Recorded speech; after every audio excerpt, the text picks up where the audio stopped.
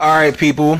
I don't think I've done a disclaimer in a long time, but I do have to put a disclaimer up, which I'm not putting up in the description or anything like that. I'm just going to put it up now. Maybe I'll put it up in the description later on. I don't know, depending on how I feel. But my disclaimer here is for all of you, Halloween 1 and Halloween 2 and original timeline purists out there, and Rob Zombie haters in particular, this ain't for you. So if you don't like Rob Zombie's Halloween 2, please exit the motherfucking premises. I repeat, if you don't like Rob Zombie's Halloween 2, please exit the motherfucking premises. You know why I'm putting this disclaimer up? Because there will be people who will comment on this post in certain groups. There will be people who maybe even tune in. I mean, I appreciate the tune in. I appreciate y'all even showing the love, taking the time out of y'all lives, out of y'all day to tune in. But there will be people that do these things who can't stand the movie. And it's like, if you can't stand it, if you don't like it, then why fucking comment on it? It's like it doesn't apply to you. So if it doesn't apply, let it fly. In the words of Flavor Flav and Flavor of Love season 3 or whatever the fuck that was, where he was talking to that fine ass chick that he probably was smashing behind the scenes. I don't know. I ain't gonna put nobody's business out there. I ain't saying no names, but I'm just saying, like, I really abide by that. If it don't apply, let it fly. If you don't like Rob Zombie's Halloween or Rob Zombie's Halloween 2, obviously this is what we're doing commentary for. But if you don't like it, don't tune in. Don't comment on it. This is not for y'all. This is for the minority of fans out there. And you know what? I stand tall. I stand firm. I stand proud with my Rob Zombie's Halloween 2 fans out there, man. 2009. First of all, let's go back to 2007 for a second. Rob Zombie stepped on the scene, and I will always respect Rob's. If y'all don't get where I'm coming from, first of all, I know I'm all over the place right now, but if y'all don't get where I'm coming from, please tune into my episode called Forever Defending Rob Zombie's Halloween 2. It was the first in many episodes I was going to do where I was forever defending, unpopular sequels, unpopular movies in general. Excuse me, but Rob Zombie's Halloween 2 was the first movie I did my Forever Defending edition on. And I explained in depth everything I love about that movie, why I feel like it deserves its flowers. But let's go back to 2017. Let's go back to 2007 for a second. Rob Zombie, I will forever have so much respect for this guy for saving the Halloween series. Yes, I did not stutter. Saved the Halloween series from direct to DVD territory, because that's exactly where we were headed after that shit show Resurrection. Did commentary for that if y'all want to check that out. I believe it was an Intoxic commentary episode, because that was the only way I was going to get through that shit. But after that goddamn abortion travesty, we were going straight to DVD territory. They were going to pinhead this shit. Dimension Films was literally going to pinhead Michael Myers and put such a great, iconic, the best slasher of all time, in my opinion, to DVD until Rob Zombie came in. I think Halloween Resurrection was 2002. Rob Zombie came in 2007, and he had to play it safe. He had to kiss the ring a little bit. He had to play by certain rules, but he made it his movie for the most part. I love that in 2009, when we got Rob Zombie's Halloween 2, that he was able to take the gloves off and fully display his vision on screen, as every creator, director, writer, whatever the case may be, it should be able to do. There shouldn't be a shit ton of studio involvement. Just let the creator create. That's what I always say. And this movie, man, it takes every liberty you can never think of. It, like, if you people think Halloween 2 took liberties with the original Halloween 2 with, they're siblings in a movie. That wasn't the original thing. Halloween 3 just was a living liberty. There's just no Michael Myers. Just, it's going to be an anthology separate from everything in Haddonfield. Halloween 4 took some liberties. Oh, he's just hunting down every family member now. Halloween 6 took a lot of liberties, man. And I like how ballsy that was. Every movie has taken its own set of liberties, but Rob Zombie's Halloween 2 is the one where he took the gloves off and said, listen, I'm going to put my stamp on this series, whether people like it or not. Of course, you want to do something that pleases the fans. And I feel like there were a lot of nods to the original Halloween 2 in this. And I'll point them out as the movie goes along. But I just love this movie for, it's going to stand out for better or worse, forever. And I just love that Rob Zombie wasn't afraid to be himself. He wasn't afraid to apply that the Rob Zombie isms to the film, man. And he made one of the most brutal Michael Myers we've ever seen on screen. At that point, I mean, before then, it was Halloween 6, where we saw the most brutal Michael Myers ever on screen. Then Rob Zombie's Halloween came along, and he was a brute. But this one, Michael's not fucking around, man. And I feel like we're going to get the best of both worlds in this new Halloween Kills movie. We're going to get a little bit of Nick Castle. Of course, we're going to get James Hugh Courtney because that's the guy playing Michael Myers in the movie. But we are going to get that type of brutality that Rob Zombie's version of Michael Myers, played by Tyler Mane, displayed on screen. And I love it, man. I can't wait to see that. Check out my Halloween Kills trailer reaction and trailer breakdown if y'all want to, but spoiler alert, people. There's a lot of spoilers in there. It's not like me spoiling anything like I read the script or saw the movie. It's just me literally breaking it down frame by frame, both episodes, seeing what I can see and just pointing out the obvious. So if you haven't watched the trailer and you don't want any spoilers, don't listen to those episodes. But if if it is what it is, then go ahead and tune in. But as far as this movie goes, man, Rob Zombie came back to write and direct, and just to finalize everything in the storyline in the world that he created in the original Halloween in 2000, or the remake of Halloween in 2007. He came out with, like I said, Tyler Mane plays Michael Myers. Scout Taylor Compton's in here, back as Laurie Strode. Danielle Harris is back as Andy Brackett. Malcolm McDowell is a big complaint here. I'm not a fan. I already wasn't a big fan of how Malcolm McDowell portrayed Dr. Loomis in the 2007 remake, but I hate it even more in this one. That's one of my biggest complaints of the movie. And I feel like if you're going to recreate Loomis, you don't take the time out to make him a egotistical, chauvinistic asshole in so many different ways, man. I did not like what they did with Loomis in this movie. To each their own. I know a lot of people love it. Brad Dourif comes back to play Sheriff Brackett, who is, Brad Dourif's one of the greatest actors of the entire Halloween franchise. The crazy thing about this is they recasted the young Michael Myers. Chase Wright Vanek is the one that plays Michael Myers in this movie. It was originally played by Dave Farich, but I think Dave had gotten too old, or Dave Farich had gotten too old to play Michael Myers at this point in 2009, so they casted a younger looking kid. And there's also some other, there's some other cast in here that horror alumni will definitely appreciate. And that's another thing people, I feel like, shit on Rob Zombie with. His casting is very much horror alumni, horror royalty. And he does that for the horror fans. Like, one person I'll point out here is Adrienne Barbeau. Adrienne Barbeau's in a deleted scene, for either Halloween or this Halloween too, where she's talking to Dr. Loomis. And Adrienne Barbeau is John Carpenter alumni, if people didn't know. She's John Carpenter alumni. She's Stephen King and George A. Romero alumni. She's Wes Craven alumni. She's in, The Fog and Creep Show and Swamp Thing. She's horror royalty, and he knows what he's doing with this casting, man. But let me stop talking, people. We're almost 10 minutes into this intro. Now, this is on Tubi, people, so I will be editing out the ads, and I'll be editing out the ads. I'm not sure if this is I'm used to watching the unrated director's cut. The first time I saw this, it was the theatrical cut, but the unrated director's cut has a lot of alternate scenes and extended scenes and stuff like that. I don't think this is that, but if it is, I will definitely let people know. And that's just in case y'all tuning in, man. And y'all know if y'all are tuning in, y'all, come on, man. Y'all know y'all are the true Tudor Reviews MVP. So, that being said, people, Rob Zombie's Halloween 2. Let's hit the play button in 3, 2, 1. I thought Dimension Films was supposed to pop up at first. What is this? Is this even the right movie?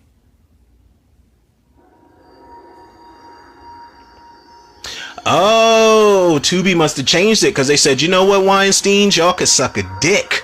Because that's probably what Harvey Weinstein's doing in jail right now. Fuck him. I don't care. I said what I said.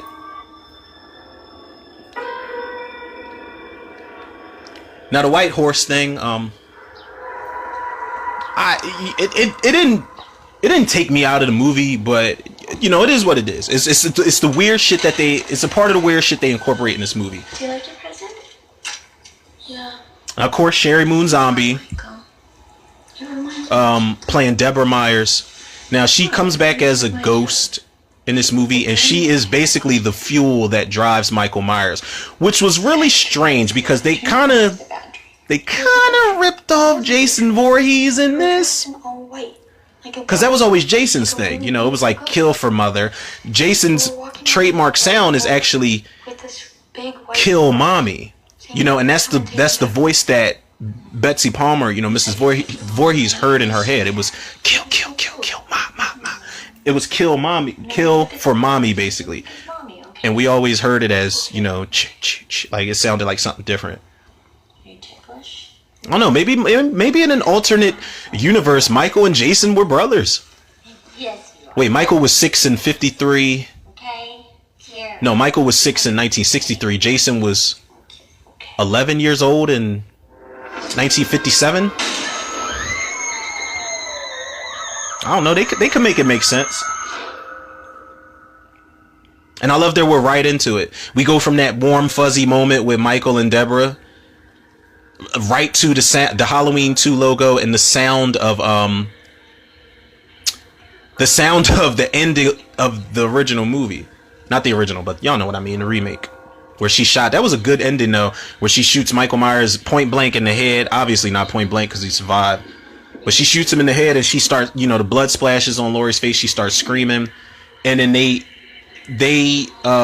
integrate that with some old stock footage of Michael Myers holding Laurie when she's a baby screaming. Or should I say Angel Myers, because that originally is her name.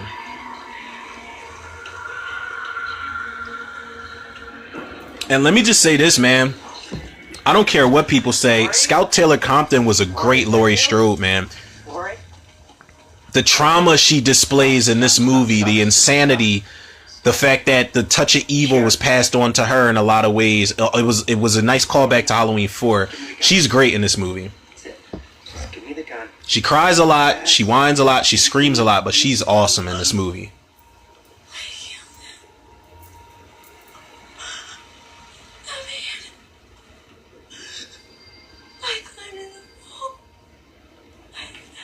He's like, Laurie, you're on drugs, all right? Okay. Probably the shit that I got from the evidence locker, and Annie gave it to you, but it's going to be all right. Okay. Damn, right off the rip. And this wasn't no cute, I'ma stick a needle in you and that's it. Like, Laurie is fucked up in Haddonfield Memorial. Now that is the nurse right there that's, you know, giving out the orders. She's like, trauma, we need this and we need this and that. That is Caroline Williams from the Texas Chainsaw Massacre 2. She plays Stretch in Texas Chainsaw Massacre 2. Now again, good casting on Rob Zombie's part. She was also in Texas Chainsaw Massacre 3. She had a cameo and she was in Hatchet 3 as well. And I think she was in Leprechaun 3. Something with her with these threes. Now we see Dr. Loomis survived. Another nod to the original where Michael doesn't kill Loomis. He just, you know, he gets him out the way enough for him to do his business. Oh my god.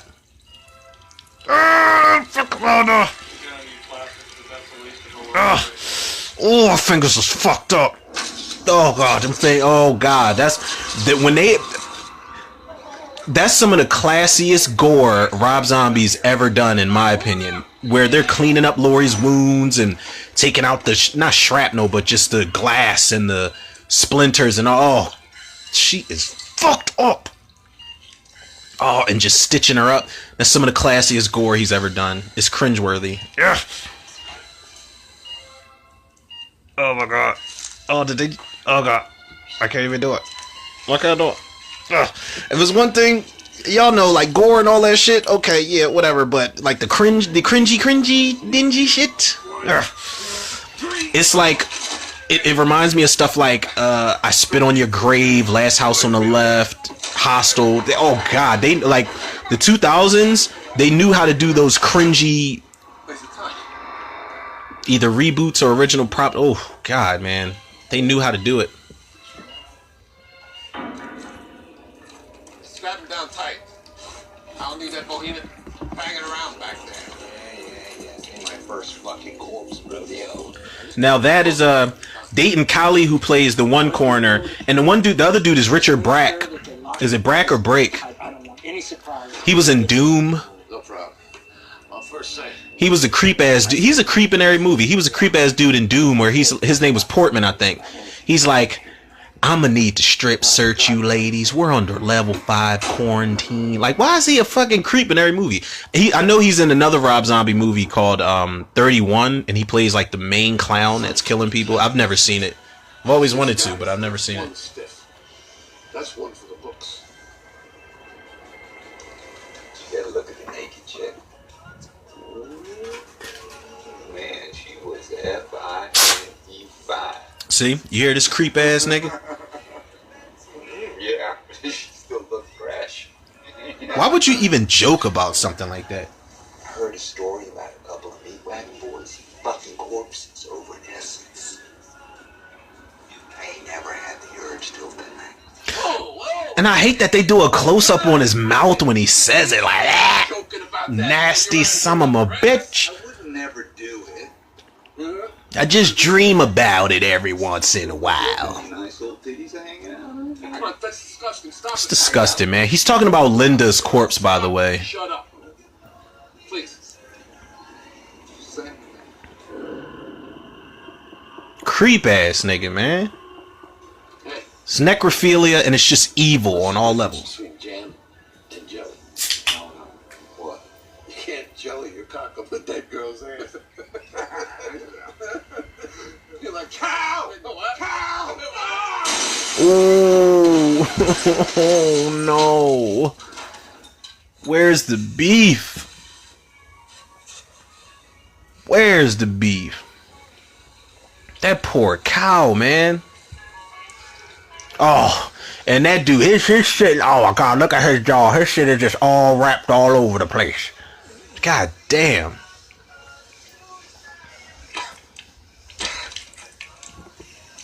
And you can tell he's got internal bleeding, and he's like, oh my god, I never should have made that necrophilia joke. Shit hurts, don't it? How'd you like a Hurts donut? Damn, look at my man's fucking mitt. His mitt is all busted up. You know who the driver looks like? The guy whose jaw is all over the place. He looks like that actor. I can't remember his name. He was the guy that played Dr. Silberman in Terminator, but he was in that movie The Dentist when Corbin Burnson put that device in his mouth and he kept twisting it to open up his mouth even more. Motherfucker looked like if Beldar Conehead had a horror scene when he was in The Dentist and his mouth opened up. How many times did he say fuck?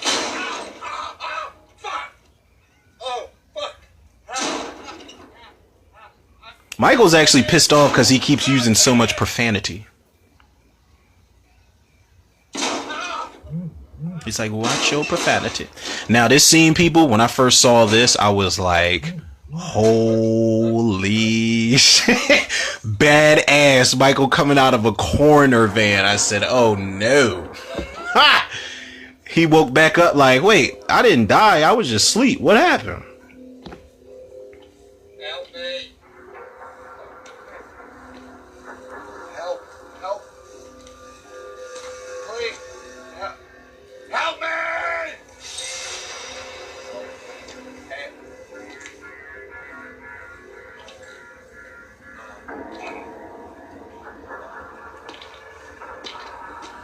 Whew. Oh my god, just the sound effects alone, and then when they do those insert shots of the, oh my god. Oh, now I sound like him. Fuck. It's like, yo, I'm telling y'all, man, when I saw this, I sat back. I was in a I kid y'all not, I was in a black leather recliner, smoking a Dutch in 2009, smoking a Dutch and drinking a beer when I first saw this movie. And when I saw this scene, I sat back and got comfortable, and I said, oh, that's what we doing?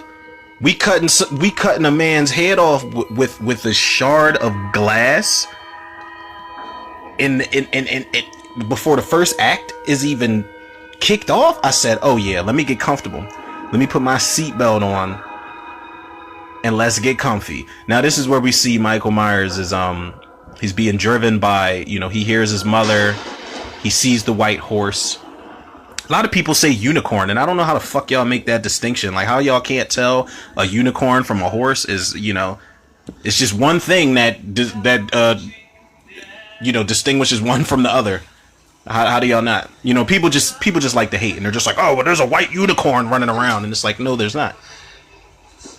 There's no stick on that thing's head. But haters gonna hate, and ain'ters gonna ain't.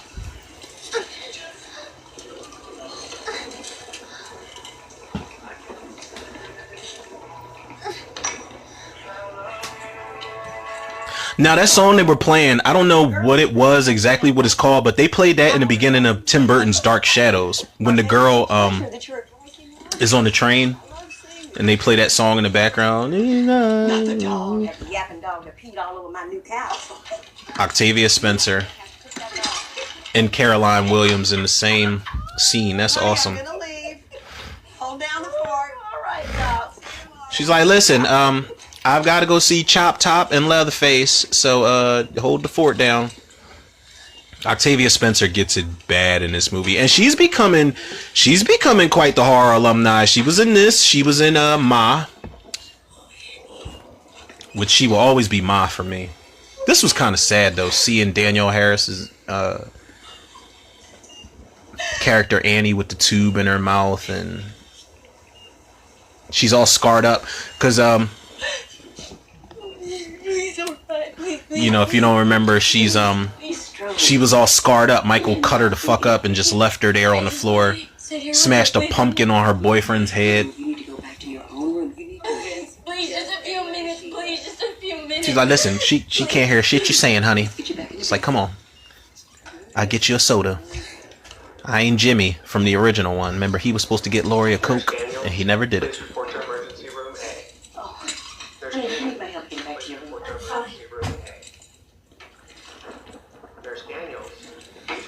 Now, I feel like Octavia Spencer was a nice nod to,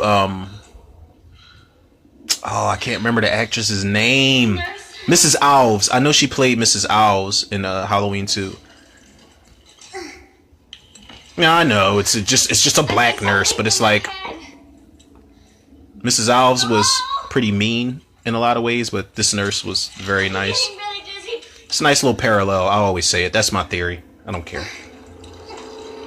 I'm gonna say a lot of theories, and I'm gonna take a lot of liberties on this commentary, people. So just, be prepared. Still playing that damn song?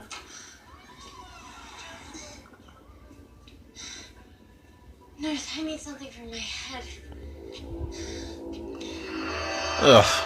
And she's looking at Lori like, listen, there's blood pouring from my face, but I'm not sure, but right. Yes, woman, you've been stabbed. It's like, so what did Michael just slice her on the face? But there's no excuse for this. You are not that terrified from a cut on the face. Now, I probably would have been in shock, like, this motherfucker done sliced my face up. But I'm not falling all over the floor and, like, come on, man. And you black? Stop. This is easily, probably arguably the most brutal kill in the entire Halloween franchise. At least until Halloween Kills comes out.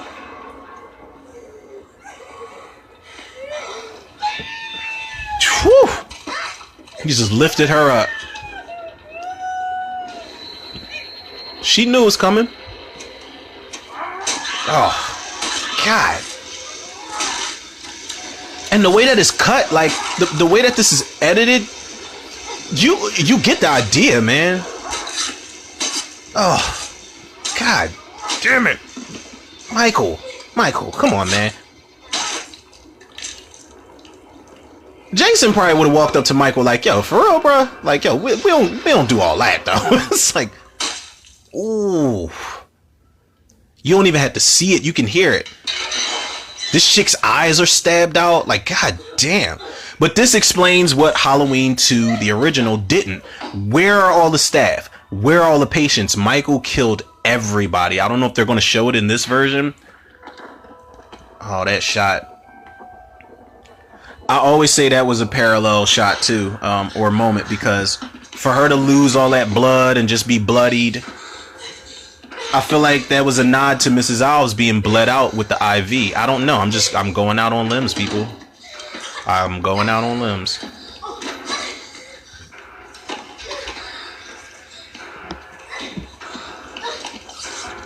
Now they're playing this one note music, this stalk sequence music, but they could have played the damn. They could have played it and remixed it, or excuse me, they could have remixed it or something. I like that shot of Michael walking down the steps, and I like the close-up shot of his feet too.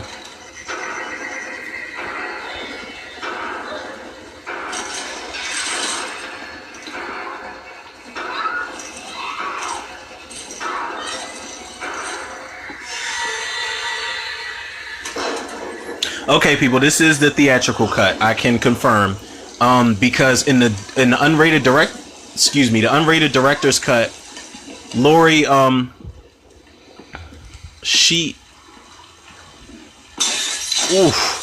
Michael just punched through it. He just ripped through it. But in the unrated director's cut, Lori, she falls. She sees a pit of bodies, literally a pit of bodies, and she sees Michael has murdered everyone in the hospital and put them in a pit. And she's like crawling across the gate to not fall into the pit of bodies. And it's a really crazy scene. So yes, people, we are watching the theatrical cut.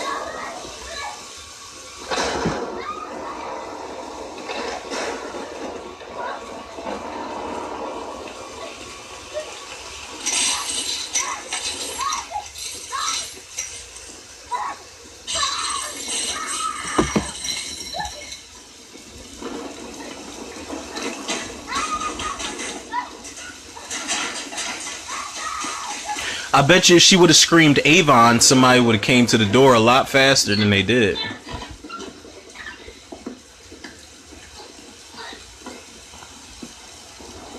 And not to mention, Scout Taylor Compton went through the ringer. Like, she really had a boot on her hand, and then she had her shit bandaged up. They put her through the ringer physically. I like it, man.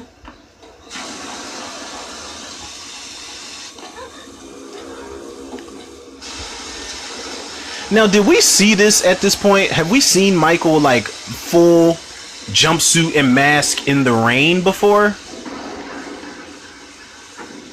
I'm trying to think if we have.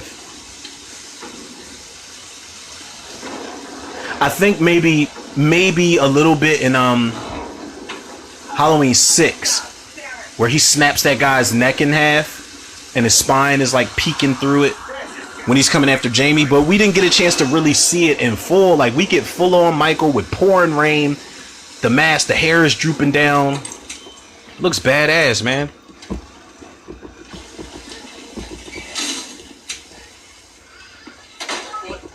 Oh my God! What the Christ are you doing here? You're gonna freeze your ass off out here. Easy.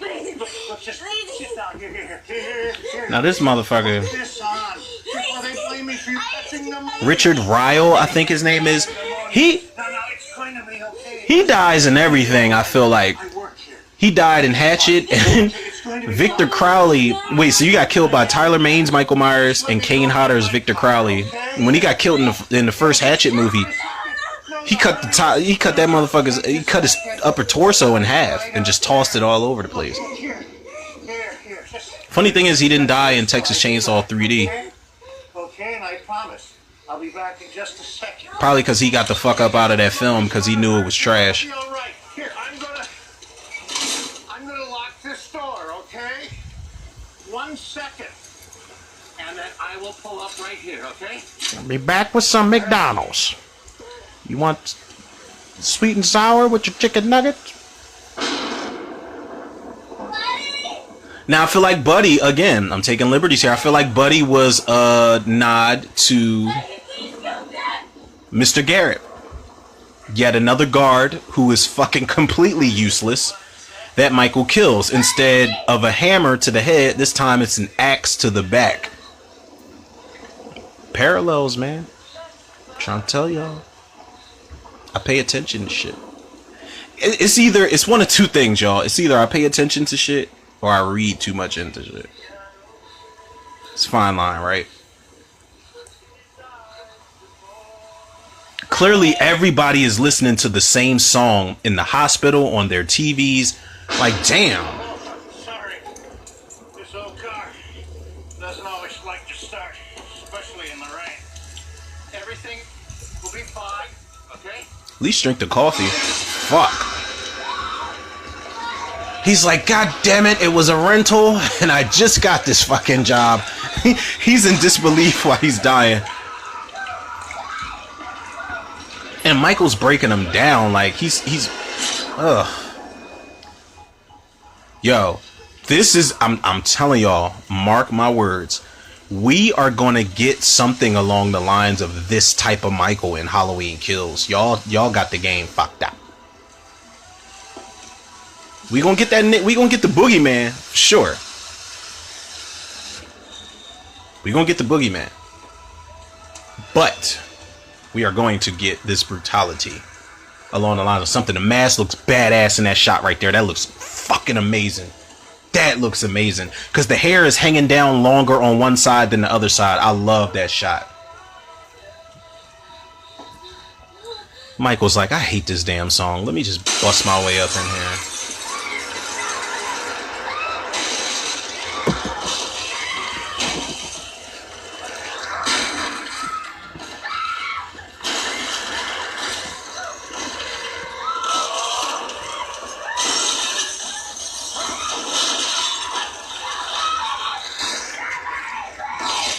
Michael is tearing it. That shit's like a little ass tent compared to him. He tearing that shit up.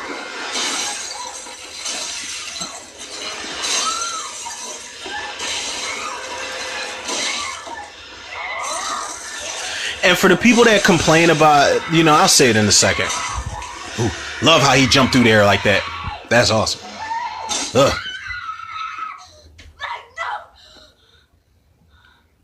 Brackett didn't run in the room like, who's up in here? Who hurt you, baby? You alright? But for those that complain, oh, Michael's grunting, full on grunting. First and foremost, he did that in the original movie. So all the purists out there, y'all can fact check that shit. He grunted more than a couple times in the movie. He grunted when he killed Annie. He grunted a little bit when he killed Bob. Hardly, but whatever. He grunted when he killed Annie. He grunted after Loomis shot him and Loomis ran up on him when he was standing up in his face like, yeah, bro, I survived them bullets. He grunted in the first movie. So cut it out, man. Y'all gotta stop nitpicking, man. It's a completely different thing.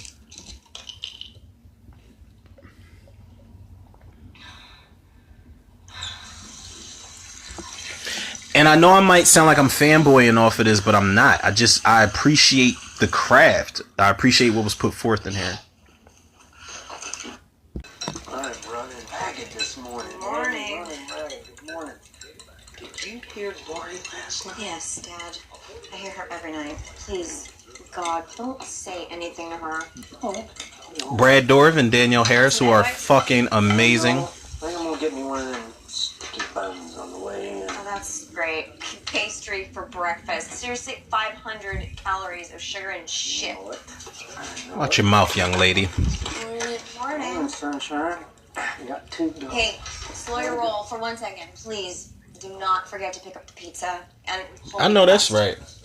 I could go for some pizza right now. I could go for pizza any time of the day, honestly. Put it on cardboard. I mean, cardboard's got a lot of fiber, and it's cheap.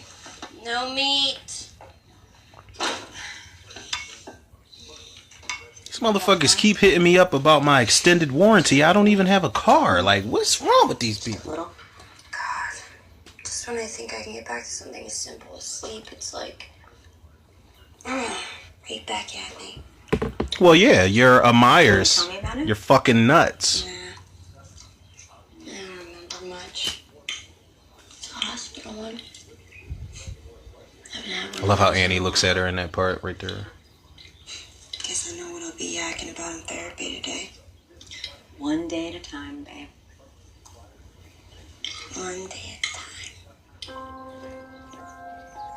Now, yeah, this is obviously the theatrical cut, because in the unrated director's cut, they get into a big ass fight at the table.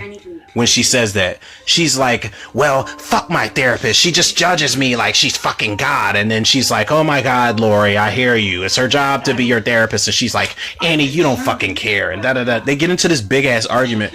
That's one of the things that I do like that the director's cut displayed was a dysfunctional like how dysfunctional things have gotten between Lori and Annie. It was really realistic. And this, people, rest in peace, shout out, is Margot Kidder playing her therapist from, of course, Amityville Horror, Superman for all you comic book fans out there. But Amityville Horror, again, another horror royalty person, actress, but he's living in your mind and surely missed. heart and your emotions. So that And I think Margot Kidder was also in Black Christmas, the original Black Christmas in what was that, 74 that movie came out? Let's check. Let's check, because there'll be somebody listening to the commentary like, "Oh, well, you're fucking wrong." I really missed it. Yeah, rest in peace. She passed away in 2018. So without them, I feel like Yep, she was in all the Superman movies. Yep, she was in Amityville Horror in 79, 1 year after Halloween, actually. And she was in Black Christmas, which was in 74. See, I know what I be. Come on, man. Sometimes, people, I know what I'm talking about sometimes. Can we just talk about something else, please? Right. Please. Yeah, stop provoking her, man. Damn. The natives are getting restless. You were supposed to be here 45 minutes ago. Hello. Everybody in there has been completely... God, I can't fucking stand Loomis in this movie, man. He is just such a pompous prick. As my people say, I know every one of these journalists personally. They're cool. Trust me, they are cool. Now, I think this is Nancy Birdsong. I want to say... Did you just mention journalists cool and positive? I want to say that's all in the same actress. sentence without throwing up? Yes, why is that a problem? That's just quite an oxymoron, my dear. Oh, shut up. Can you just level with me? Is there going to be a problem? And I'm guessing she's his publicist, and he just insults the fuck out of her every chance he gets. Just insulting and complaining, just... Wrong photograph. I mean, this is old Loomis. This is new. Old Loomis increases sales by 25%. Look, First of all, that black I'm not going in there until you go get me a trench coat, pea coat, whatever the fuck it is, ain't got nothing on Donald Pleasance's final gray trench coat, pea coat in Halloween 6. So you need to get it together, bro. Fine, I'll go find you some. 2%. 2%. Fuck, man, he gets on my damn nerves.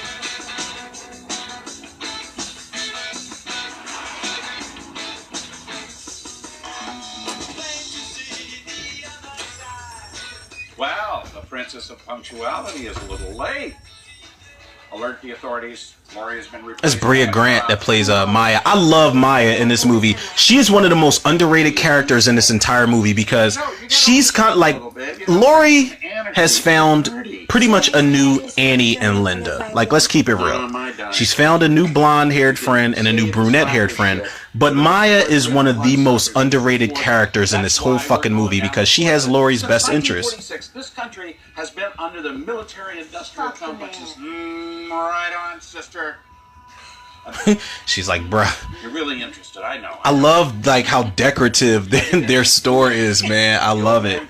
It reminds me of like Spencer's mixed with Hot Topic, mixed with like one of those thrift stores you find on South Street that you just can't stay away from. One of those, and it reminds me a little bit of Tower Records. Down with the whole costume concept. What? Okay, wait. Think of it like this. It's so lame that it's totally cool again. Well, I still like my idea better. What up, Dick? Look at us. Would you please? Now that's Angela Trimber, For Schoolio. who plays Harley. The only thing I really remember her from off the rip is Final Girls. Final Girls, when they entered the movie realm with the serial killer, she was like one of the camp counselors. Sit on this chair. Show the old hippie dude my tits again. Oh, No. no. Oh, me. No. No. I'll wear it. Fucking sure. Too easy. All right. You guys ready for it? Now you could tell what she went through. These friends suit her right now. They suit her for the now because she's like loose and wants to have fun and escape everything. You know what I'm saying? I get it. I'm sorry to tell you this, but your mother has passed away. She'll be back. He's like, no, Michael, I'm not fucking around. Like, she was hit by a Guinness truck. So it was the drink that killed her. On some Miss Doubtfire shit. No, that really was the Miss Doubtfire joke that it went past me as a kid. Where Robin Williams was like, no, it was the drink that killed him. And Sally Field was like, oh, he was an alcoholic. And Miss Doubtfire said, no, he was hit by a Guinness truck. So it was quite literally the drink that killed him. I'm sorry, man. My humor is a little dark. That's a great one to do commentary for. I should put that on the list as Miss Doubtfire. It's just awful, and I was very nearly a victim myself. I'm not a psychic. God damn, Mrs. Doubt. I might do that tonight, man. Authorities haven't been able to produce a body. Do you think Michael's alive or dead? Loomis is like, well, hold the fuck up, man. No, nobody told me you were asking these kind of questions, man. All right. Let me make things nice and sparkling clear. Michael Myers is fucking dead. Now, do you bring Watch your mouth, dog. mongers want me to spell it out for you? D-E-A-D. All right, John Lithgow. Remember John Lithgow was in the Twilight Zone? He's like, that's D-I-E, die. It's like, relax, man. He got real offended. People were questioning the ending of his book. He said sparkling clear. He wanted people to know. But I love that. As weird as it is, and as much as I don't like to see Michael unmasked, there's something about these shots of him just trekking through these fields, making his way back to Haddonfield to do his trick-or-treat. There's something about these shots, man, because you can barely see his face in these shots. You see his nose and the, you know. Halloween is coming. You have to get ready. We are counting on you to bring us home this year. I won't let you down. I know you won't, baby. Because if you do, I'll fucking kill you. I love you too, Michael.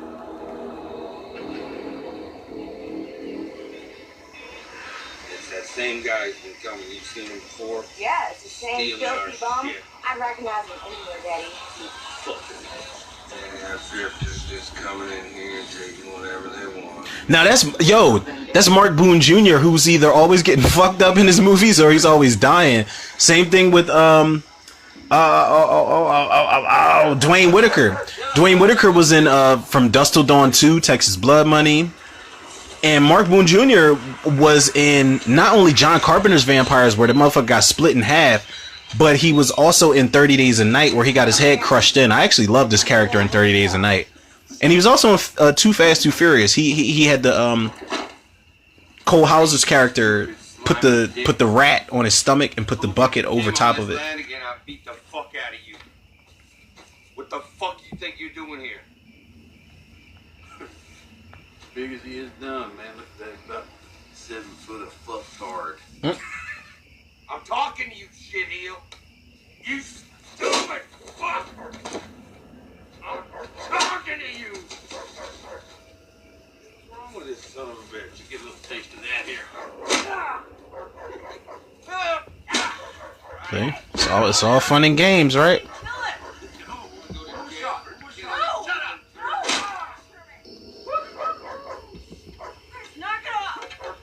Now this chick Betsy Rue, that plays the sister / daughter, she was in. I swear to God, we about to check it out, but I swear I'm looking at her and she was the chick that was in My Bloody Valentine 3D, which I think either came out around the same time as this movie or after. She was the girl that was she was fucking Todd Farmer. Funny enough, the writer of My Bloody Valentine 3D. They had a sex scene, and she is fully nude throughout her chase sequence and death sequence in that movie. So for those of you that went to the theater, I mean, I don't like that movie, My Bloody Valentine 3D, but for those of you that went to the theater to see it, if you want to see it, it's party time. When Michael put that mask on, it's over. You fucking beat him to a pulp. Yeah, you didn't. But Mike ain't trying to hear all that shit now. Hey. God damn. When you hit that motherfucker over his head with a crowbar and he don't budge. And he pushed him down on the antlers that were on the hood. Like, fuck, man.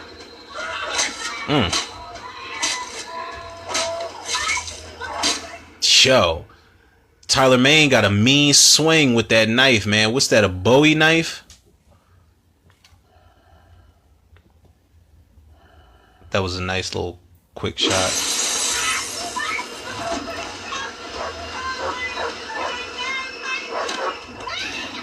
Jesus, man. Oof.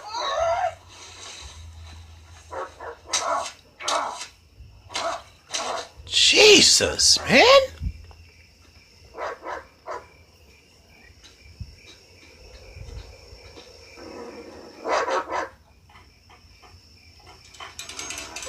And Michael's like, yeah, what you say?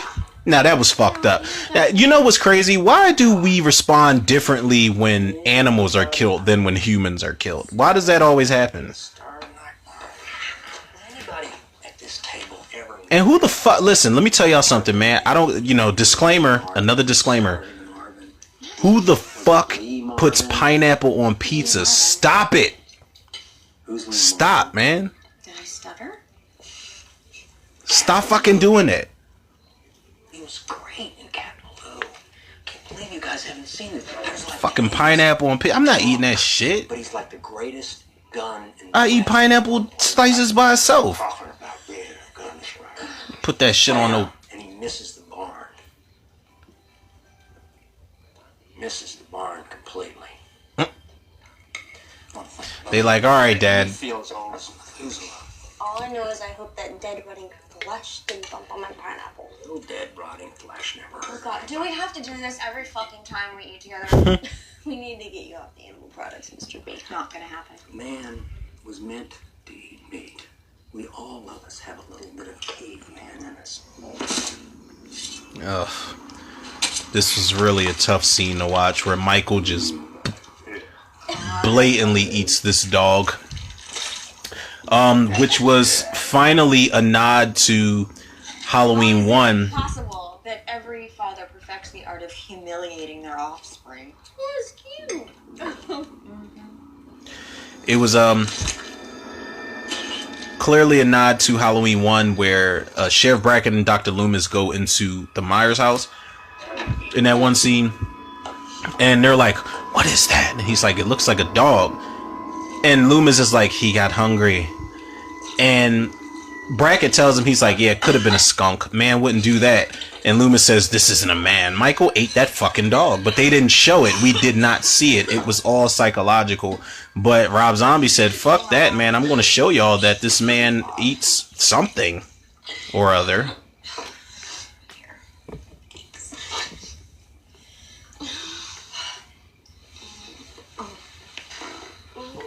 It's like, ew, you smell like vomit. Now, there was a scene in the director's cut where Lori and Annie do have more of a moment where she's like, I'm sorry I was such a bitch earlier. And Michael's looking up like, yeah, man, that dog must have ate an edible because I'm high as fuck. I'm seeing snow, my mother dressed in black instead of white, pumpkin-headed motherfuckers. Like, it's all types of stuff going on. Where have you been? I've been waiting. What do you mean? I'm a ghost, Michael. The fuck? Put me on a time frame. My time here is over. You're here now. Michael, you know I'm not really here. I want to show you something. All right.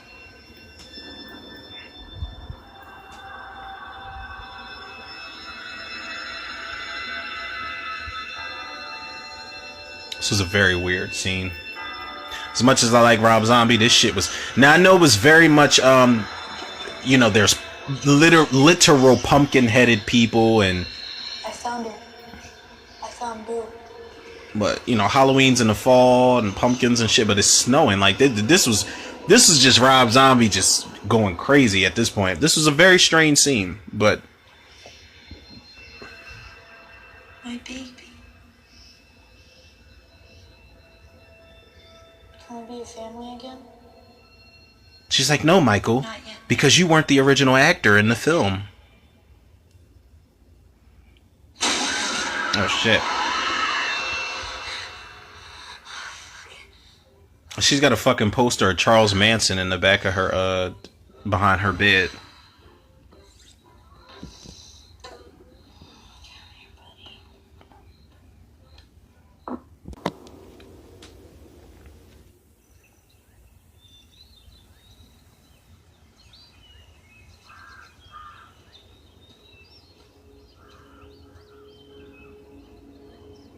Those still shots remind me of Halloween 4. At least until Michael started walking towards the, Now, you know what the crazy thing is? When I first saw this movie, I did not know that that was the boarded up Myers house that they were in front of. Dr. Loomis and his publicist and the interviewer. What? Please? Excuse me, my dear. I won't be 1 second. You ain't fucking. So what you so hyped for? I am all for selling books. My dear. God knows I've done some things that I'm not proud of. This is disgusting. I did not agree to this backdrop. I mean, what's next? Heading over to the cemetery and dancing on the victims' graves? Look, I don't think you quite understand what I'm trying to accomplish here. Well, fair enough. I don't. Please explain it to me. I would. She's got so many valid points. Selling the sizzle, not the steak. The sizzle? Yes. He ain't nothing but his motherfucking character from Milk Money, Walter. I'm going to the salt, whatever that is. Bad taste, the petrol that drives the American dream. Well, I think it's a mistake. Oh, yeah, you do, do you? Yes. When I want It's another good one to do commentary for. Do y'all remember Milk Money with Malcolm McDowell, Melanie Griffith, Ed Harris? It's like Malcolm McDowell played the pimp, the disgruntled pimp, Walter. God damn. It's good stuff, man.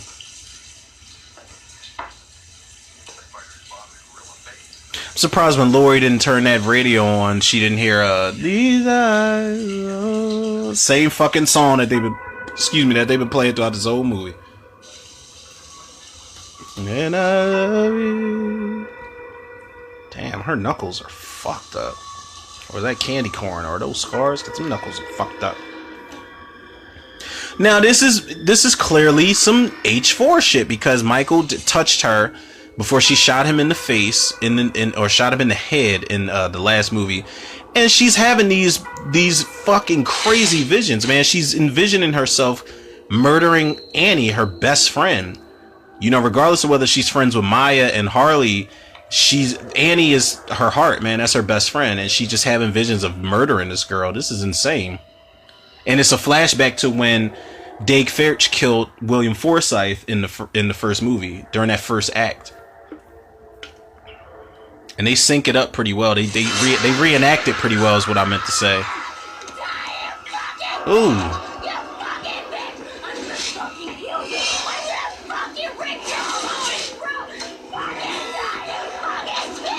Oh God. Oh no. Oh no.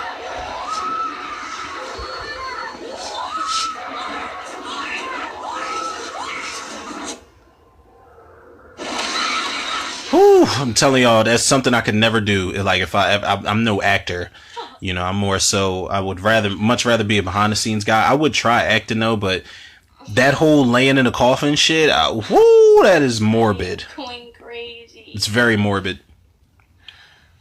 Don't worry. That fucking cocksucker Michael Myers is dead. He won't get you. You always know what to say, buddy. I mean, well, yeah, you're saying it for him, you crazy motherfucker. But crazy is good, though. We like some crazy. This shot right here, I love it. Michael Myers just trekking through that field like that, and the way that it's, I don't know if it's like a drone or a helicopter shot. I love that. Is all too real. There have been wild rumors circulating as to the content of. And I love that Sheriff Brackett is watching this interview, and he's just like, I feel like you gonna say something, bruh. Keep your mouth shut. Look at Brad Dourif's face, man. Such as? Read the book, as they say. Well, weren't you horrified when the news broke that Michael's body went missing? No, not really. It's more wasted taxpayers' money due to police incompetence. I mean, how you can lose a body, transporting it from A to B. You better ask the sheriff's department that one. And Brackett's looking at him like, all right, motherfucker, like, cause I know you. What did he tell him in that original movie? He said, I feel like you have made quite the monster off the blood of this town because monsters sell books. You know what I'm saying? And the way Brad Dourif was looking at that TV screen, you knew it had to be some type of confrontation amongst the two. It had to be. Love it. Can't afford the new tits. Can you loan me some bombs? Jeff Daniel Phillips. Hey, Misty, come here. He was also in Jeff Daniel Phillips, the one that plays Howard. He was in Lords of Salem. Oh my God, baby. I think he was the one that had a thing for Sherry Moon Zombie. Your face like the rabbit in Red Lamp, and you come here to my girl's head, 'cause they fantastic. Sit your ass down somewhere, bruh. You way too excited, man. The whole time loves you. They love me. They love me like cancer. That's how much they love me. They You all look like that big guy. Oh. This is Daniel Roebuck, who plays Lou. The fucking he had a lot of deleted or a few. Don't let me say a lot and lie to y'all. But he had one or two deleted scenes from the original Halloween where he was talking to Deborah Myers. He's the owner of or the manager of just fucking take out the trash. the Rabbit and Red Lounge, which is something I love that they incorporated in the first and second movie. Because we see matches in the car with Dr. Loomis and Marion Chambers, and we see matches when Dr. Loomis finds Michael's, institution gown. We see the Rabbit and Red Lounge on those matches. So to see that be the strip club in the Rob Zombie movies, it just goes to show that he pays attention to small detail, man. I love that.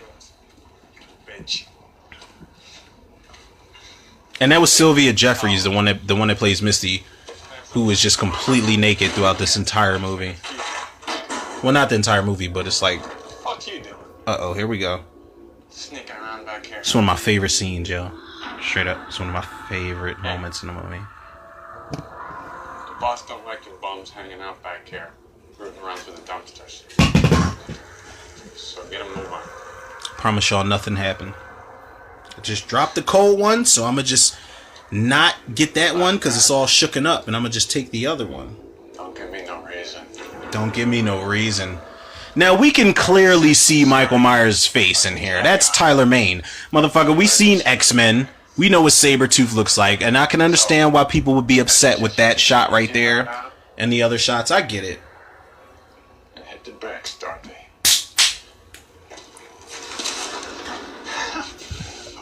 Michael's like, what you made of, bruh? What's up? Do something. He's like, listen, man, Trust me. I need to know what you know. Filthy, dirty hippie. You don't want me doing that. Ain't no way you gonna test that guy. Ooh. He almost broke his goddamn wrist. And Michael's choke slamming everybody and their mom in this movie. Ooh, he choke slammed him so hard that this motherfucker threw up. He's like, oh my God, I should not have fucked with you, should I? Because you are standing over top of me. Ooh. Oh, God damn. Oh, no. Fuck. Oh, that's one. Oh, man.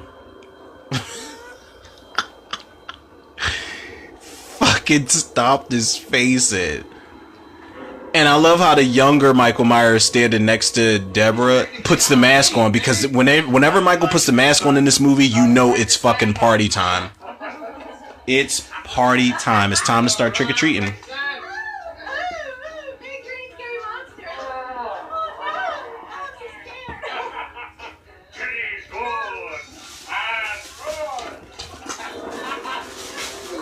I love the way the mask looks in that lighting. And that red lighting is very, very Halloween too.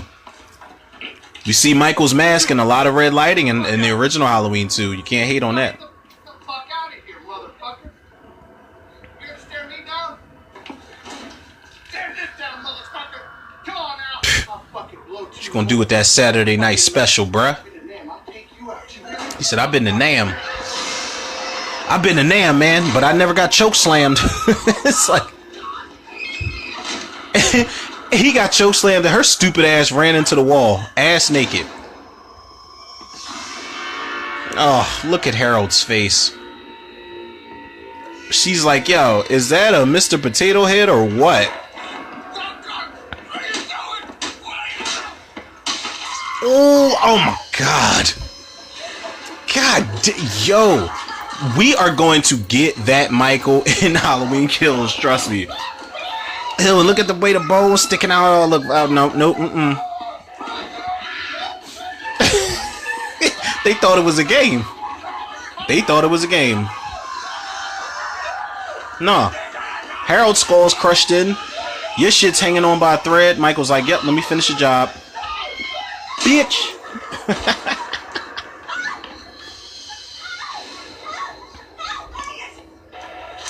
Ooh. Now this is a nice callback to when he killed Pamela Susan Shoop in Halloween 2. Instead of dipping her face into a hydrotherapy pool, scalding her to death, he's slamming her face into a mirror over and over and over. Parallels, man, I'm trying to tell y'all. I make sense of things. Ooh. God. Alright, that's enough, dog. Damn. She was already dead. That's a good shot. The half mask on. And that open close. Uh-oh. Y'all know what day it is. But I love that, Can I see the bag? Sure. in the beginning, in the 2007 Halloween remake. Oh, that's a cute piggy. But I just had a moment, people, I know. But in the 2007 Halloween remake, Michael Myers' mask had certain stitching around, or not stitching, but just damage around a certain area. So when she ripped that part of the mask off, it's like, oh, did you have that intended the entire time? Because it just so happened that where he had the damage at was where she ripped it off. And his face is exposed. See, Brad Dourif, he's like, yep. He's like, you done fucked up. He's like, you done put the fucking R.L. Stine, Alvin Schwartz reference in your book, and you told me you wouldn't do it. Now we gotta make a Scary Stories and Goosebumps sequel. Hello? Hey, Princess. Hey, Dad. What's up? Listen, is Lori around? I'd like to talk to her. No, she left before I got up. Why, what's up? Well, could you do me a favor? Could you find her and then call me when you do? Why? What's going on?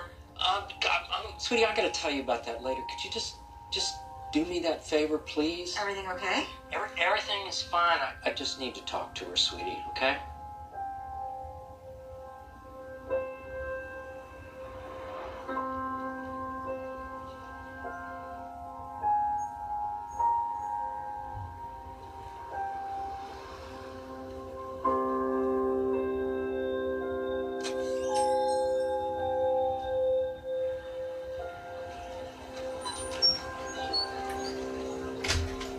Are you a real redhead?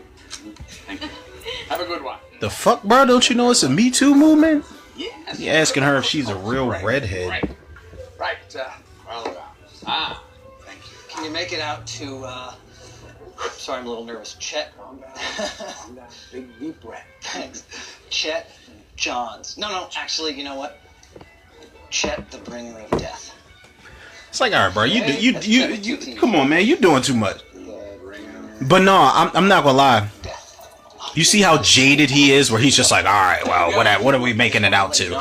I would be honored to meet any and everybody that tunes into the podcast, or if everybody was tuned into the podcast and I just so happened to write a book, or if people came to like a live podcast and show for Tudor Reviews, I would love it, man. Like, there are a lot of people who are assholes to their fans and, you know, to the people that just take a strong liking to them. And I hate that, man. Because it's like, you can't forget about the people that got you to the point that you're at now, man. I really hate that shit.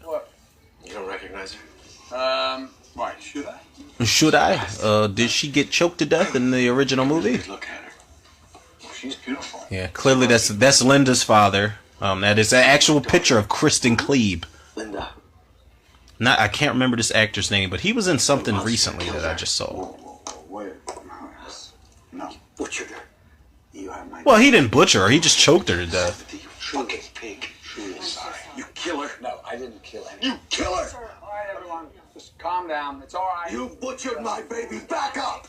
It's all right. You butchered my baby! Can we get somebody? I'm gonna get you, Loomis, sir. I swear to... Get your hands off me. Get your goddamn hands off me. This guy was selling it, man. Calm down. All right, I'm fine. Everything's under control. Ooh, pulled it. And Loomis ducked right down. I'm surprised Loomis didn't push his publicist in the way, like, hey, stand in the way. It's like, that motherfucker was about to blow his head off. Part of the job, I But the gun wasn't loaded, apparently, so whatever. Comes with its own bloody price. Say so. Must be the life, man. Sitting in the back of a limo and What just is that, too? Miss McDonald, do you think sipping I'm some crossing the brown. line or something? I mean, do please feel free to voice your opinion. Off the record, yes. Yes, actually, I think this book crosses quite a few lines. Yep. These are people's lives you're toying with. Yep. There's going to be serious repercussions. Yep. And she is not lying. She may be one of the most underrated characters as well. She makes a lot of sense in everything she says. Oh, Lori.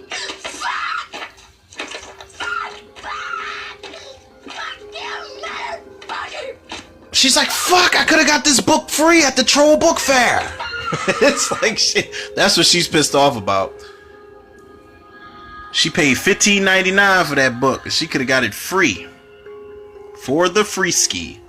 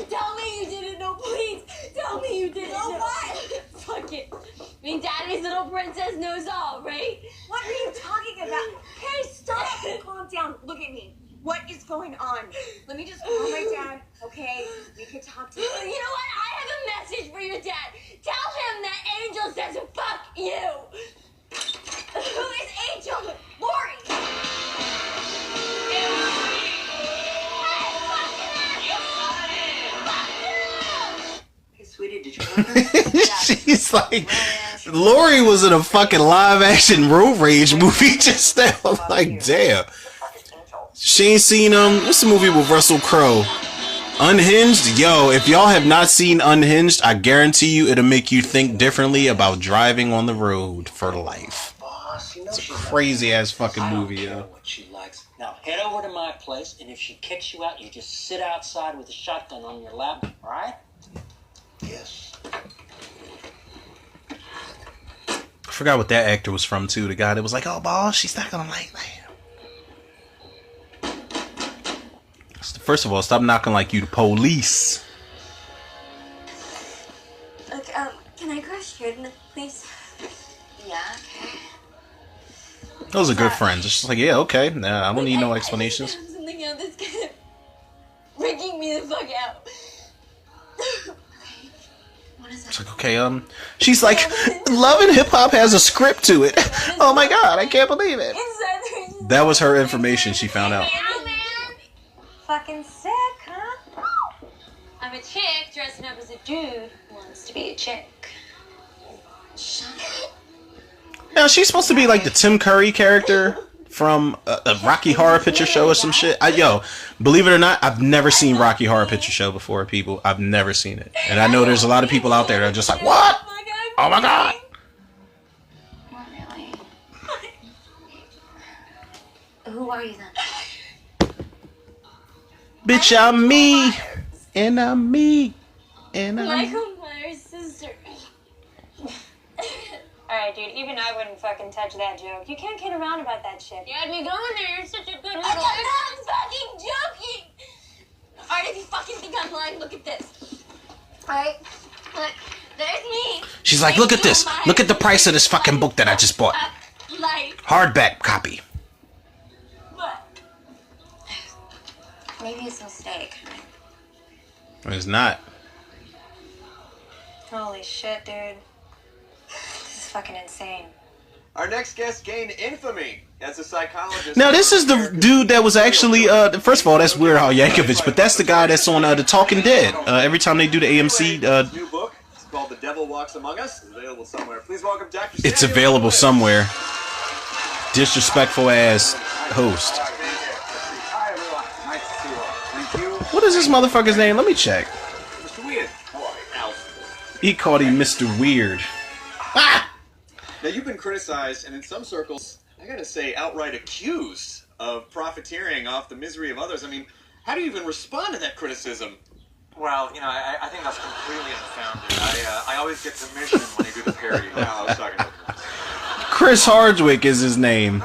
No. He's the one that does the Talking Dead episodes after the Walking Dead episode is over.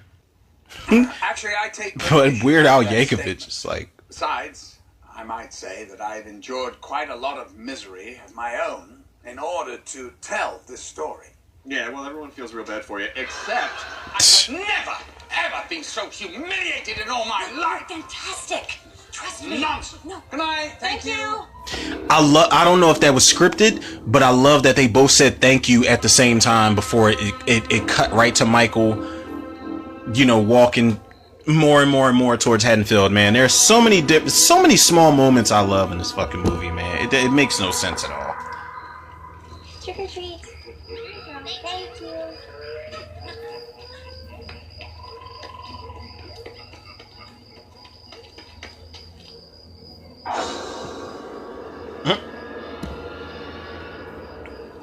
Are you a giant? Probably. Can we be friends? Maybe. Michael's looking at him like, kid, you remind me a lot of me when I was a kid. And he's like, bye. These kids don't know no better. Now, don't let it be that this is a thing. Rob Zombie's Michael Myers don't do that. But James U. Courtney's Michael Myers kills kids. He killed the motherfucking kid in the 2018 movie. I think that we should stay back, I mean, what do you need is a mellow night. Right. Yeah, definitely. We can just watch TV or something. Shut up. Like order some food and figure all this shit out. I love Maya's character. She's like, yeah, let's hang back and order some food and we don't have to party. Oh, God. I love a recluse. I love a homebody. I don't care anymore. I want to fucking party. You ain't that drunk. They're like, Lori, we gave you a non-alcoholic beer. It's like, you need to cut it out. Peer pressure. See how peer pressure gets you? Peer pressure will get you at the Tower Farm party and get your ass murdered on Halloween night. Yeah, I think she is supposed to be Tim Curry's character. This is very much, I mentioned the Tower Farm party, but this is very much Halloween 5. And it looks like Halloween 5. The cinematography looks like Halloween 5 because there was a lot of blue in Halloween 4, there was a lot of orange in Halloween 5. So this takes me there.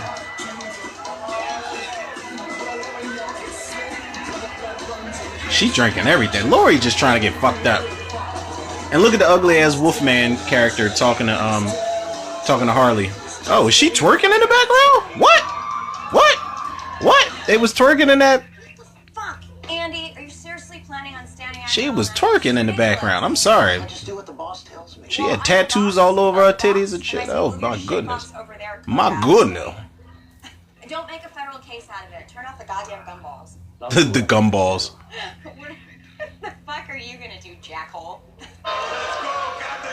Look, titties all out everywhere. I don't know if those are fake or the blonde hair, the chick with the short blonde hair. I don't know if they're fake or what.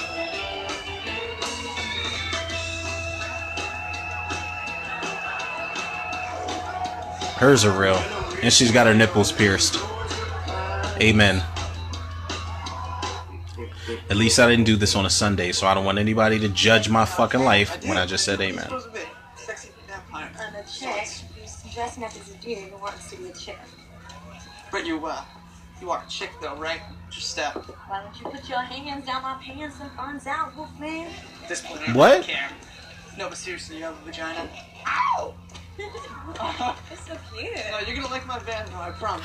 You're so cute. You're just dressed up in all this Wolfman prosthetic makeup. I must be this fucked up to sleep with anything. The shaggin' wagon. The shag and wagon. My interior is literally the shag from Dead Dogs. Ha! Yo, she was trying to get slayed. You see how she slammed those doors closed? There is no difference.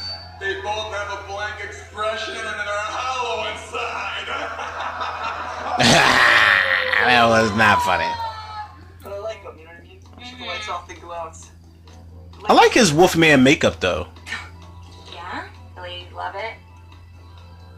Yeah. I get Get a good. laid a lot? I get a good amount.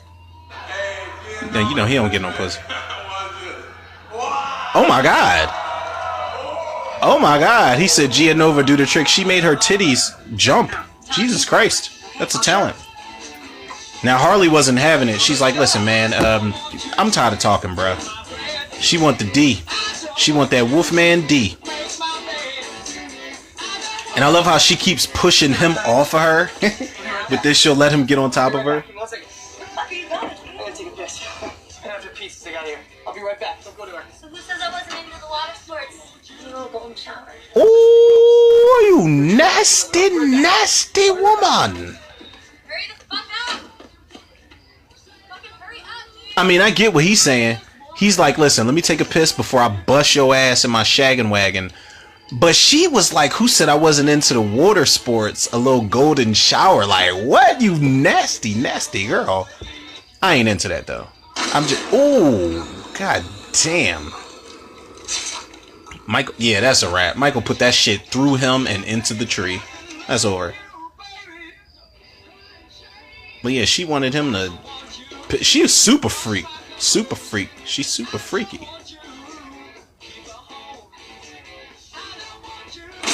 Shit.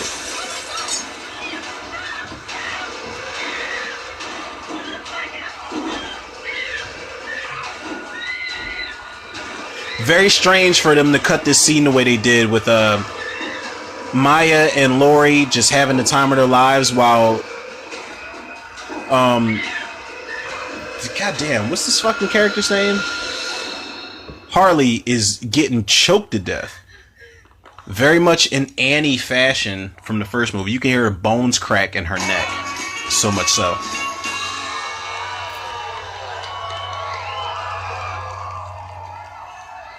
Please welcome Dr. Samuel Loomis. Thank you. Loomis is like, well, let me see if it was a good episode or not. Abnormal psychologist. Noted. He says nothing more than a bloody horror show showcasing Dr. Loomis's own self-inflated ego and never-ending quest for fame and fortune. Damn, that your scrap money. You swallowed that. Snap. You get snapped on by Weird Al. Weird Al Yankovic better sit the fuck down. Shark attack. You've been gushing over every gory detail, begging me to show you the team. Endless. Are you telling me there's no difference between Michael Myers and a shark? Of course there is. God, that's ridiculous. I'm a little confused. Are we talking about the Austin Powers Mike Myers? Or is this... Yeah, should be. You shouldn't have tried to exploit it, man. Piece of shit.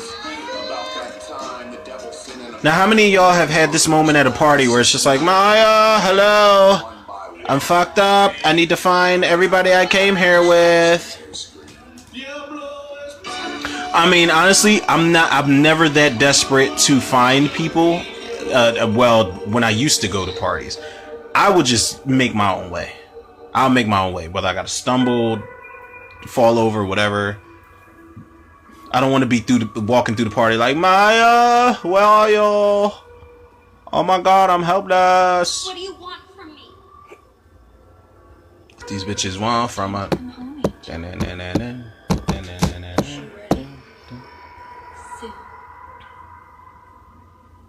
Oh!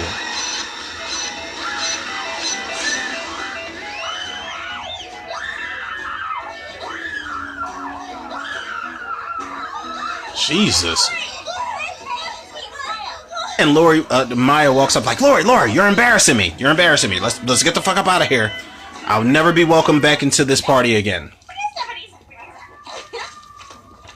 Now she want to be playing around. It's like, why wasn't you playing around in there when you was freaking out having a hallucinogenic acid trip?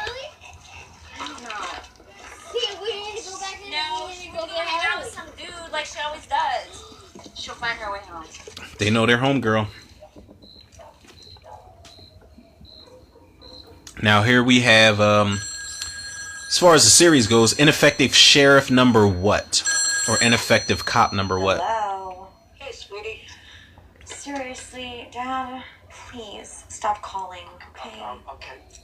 he's like, okay, I'm sorry. He's like, she's like, Dad, you've called 17 times within the last 5 minutes. Like, cut it out. We're okay. We've got ineffective cop number 12 in the series. I love you too. Oh, so sad. It makes what happens next so much sadder.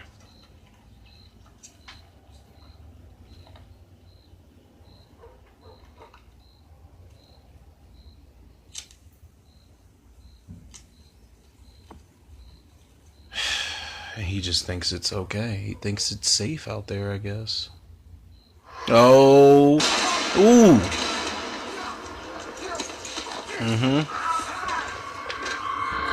Oh, my God. My God. My Lord.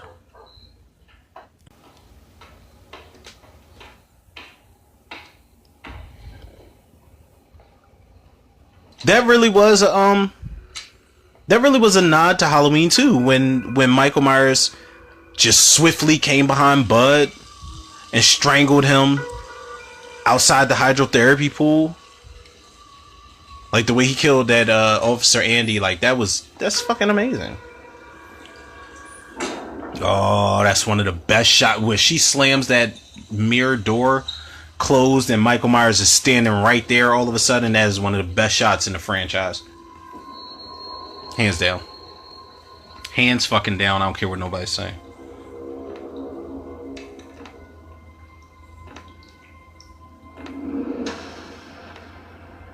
Now, I know that they wanted to like make it dramatic, but it was a very strange decision for them to make this time around slow motion and off screen and stuff like that. I mean, they did that with the other one when he encountered Annie, but goddamn, they sold it this time around.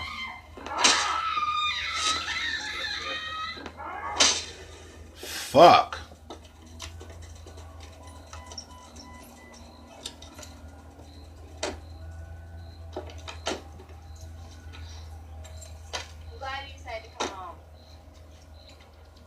Running away never solves anything, trust me. I've tried. I'm sure they have other reasons for not telling me. Figure it out in the morning. Hey world! Guess what? I'm Michael Myers' sister! I'm so fucked! What am I gonna do, dude? Just take One day at a time. One day at a time. Andy was right. I think she's a genius. My sweet home.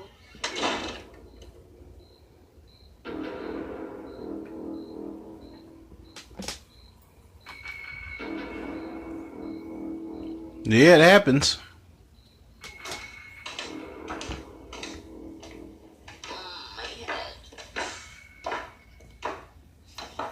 Not gonna lie to y'all, man. I don't know if I said this before, but my incense is making my motherfucking eyes hurt really bad, yo.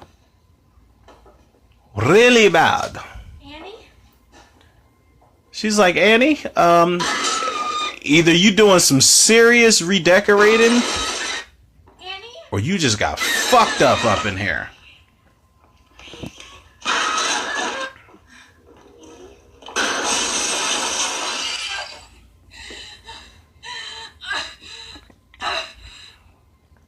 That shot of Michael was badass with the hoodie on.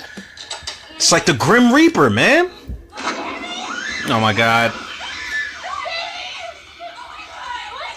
She butt naked and bloodied. It's all bad. She like, Maya, I need you to get some panties and or a towel or something to put over this little girl. She almost slipped. I wonder was that in the script. This is the second time Andy done got sliced the fuck up, man. Because they did that in the first movie and she ended up surviving. So I guess Michael was like, listen, I'm going to do it in a way this time where she's not going to survive. But it made for a much sadder sequence. She's upstairs. She's I don't know if she's okay. She's dead, but there's blood everywhere. You know, because when Laurie found her in the first movie, the remake, she's like, yeah, oh my god, I'm gonna call help. But then it's like she's got Maya calling help now, but she's the one cradling the dying Annie. Like it's a nice change in dynamic right now, but they don't get to do much with it, obviously. Ooh, oh my god, you should treat her like a lady, Michael. You stop it. Oh god, Michael. Come on, Michael. Oh, Michael.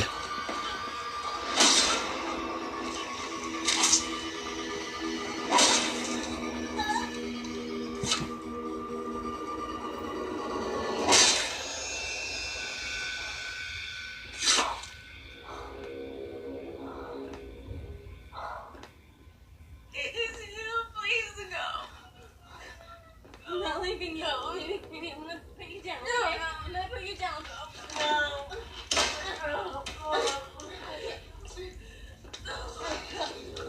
Hold on, baby. Hold on.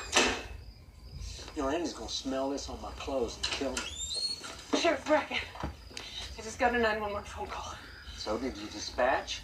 Yes, sir, I did. Now, if I'm not mistaken, that's Tyler Mane, the chick with the Princess Leia hairstyle. That's Tyler Mane's wife.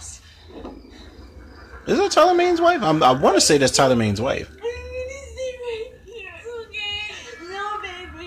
She's like, no, baby, I know you're bleeding all over the place, but you can't leave me because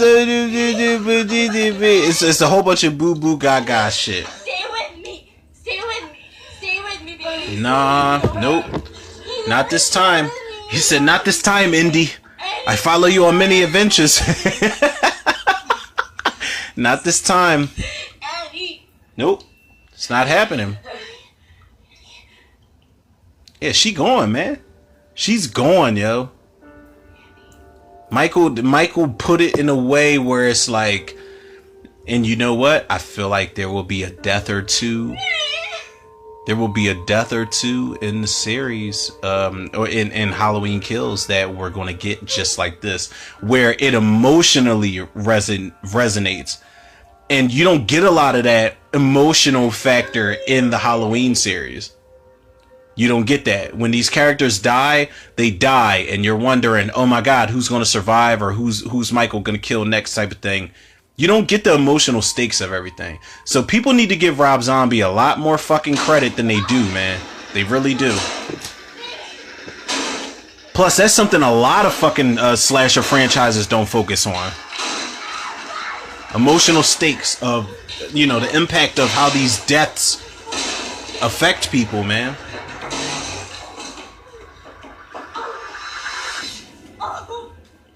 She's like, Maya, you still got your glasses on your chin?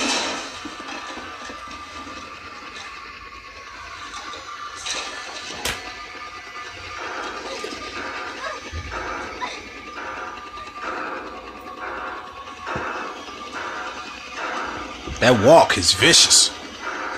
Michael got that Bowie knife. Oh, that's a beautiful... One of the most beautiful shots in this entire movie is where Laurie's running through the woods right there, and that all that light is just peeking through all of that woods. But I love it. But that's one of the moments where you play that damn the Shape Stalks theme. Where is she? You don't want to go in there, Sheriff. He's like, Sheriff, Sheriff, what'd I just say, bruh?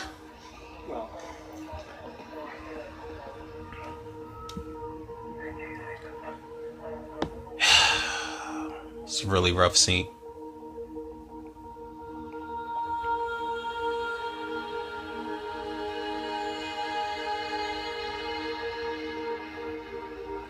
It's a really rough scene because Sheriff Brackett, he walked up on his daughter the first time and she was still alive, and he's like, Annie, don't move, I got you.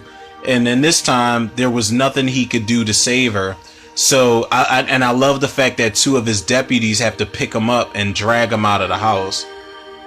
That's how hurt Sheriff Brackett is. That's how much of a... You know what? I don't know if we're going to get that, because we haven't seen anything of Sheriff Brackett in actual Sheriff Brackett. I'm talking about Charles Cyphers from the first two Halloween movies. We haven't seen anything from him in the new trailers. So I'm hoping we get something at least remotely close to the emotional stakes and the intense stakes of the way that this character was portrayed by Brad Dourif. I know everybody does their acting differently, but it's like, listen, man, you have to acknowledge the fact that Michael Myers murdered your daughter in cold blood. And, you know, because we don't have Halloween 2, we don't have that moment of, you let him out. We don't have that moment. We have to have a moment like that in Halloween Kills if he's in there. You know, if he's in Halloween Ends, then cool, but come on, man. Something's got to give, man. I love movies where we acknowledge the deaths of these characters. I had a script I was going to write where it was focused, like literally the person, I'm not even going to give it away, but the person that was, you know, the one that was like, oh my God, I'm grieving. The person that was grieving over the death of their loved one was the one that turned into the killer and hunted that killer down. You know what I'm saying? Like, it was insane. Damn, I need to get back to that now that I think about it.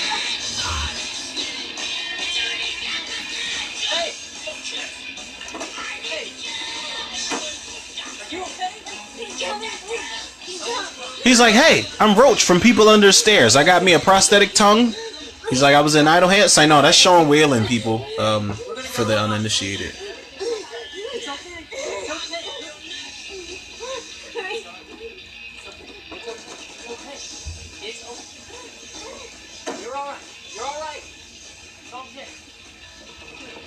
Oh! God damn!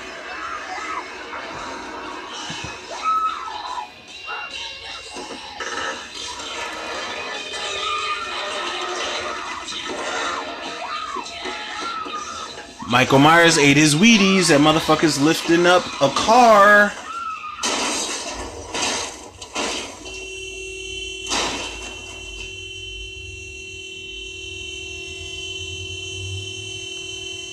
And Michael Myers looking like, I busted the horn. I didn't mean to do that. I didn't know the mechanics of vehicles worked that way.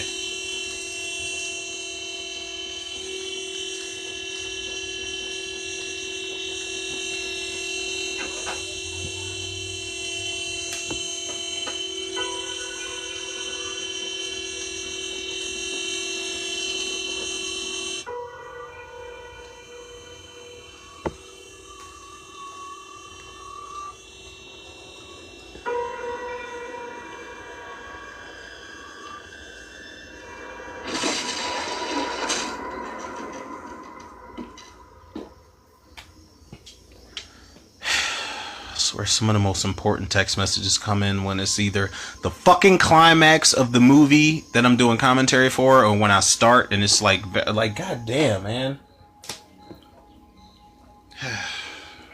Fucking hell. Chief, we got another body up on Eagle Road. We got a witness. She saw a large man carrying a girl away from a crash. The state police believe the perp is barricaded inside of a shack just north of the crash site. Okay. Want me to handle it? He like, motherfucker, did you just lose a daughter? Well, sit your stupid ass down then. Yes, sir.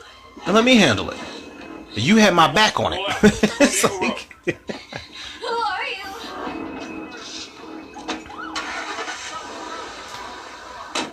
You know who I am, Angel. like, you know who I am, bitch. Now, repeat after me. I love you, Mommy. I love you, Mommy. I love you, Mommy. I love you, Mommy. I love you, Mommy. I love you, Mommy. I love you, Mommy. Mommy, I love you. Please, please don't let me go. Let me go.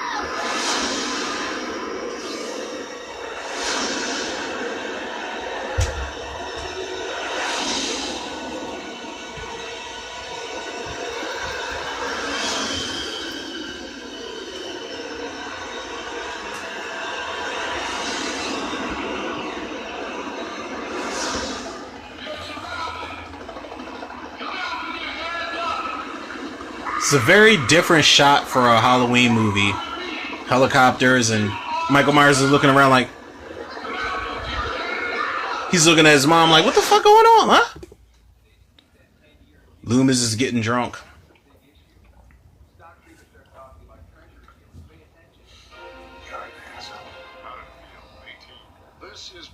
They should have put on current event so Dr. Loomis could have had more of an urgency. Like, remember, what was it, current event, where it came on like, they should have did that. He said police believed to be deceased serial killer Michael Myers. It's like, wait, this is all wrong. And as if this story couldn't get more twisted, it was revealed earlier today that Lestrade is actually... He's like, Michael Myers is not fucking dead. He is not D-E-A-D.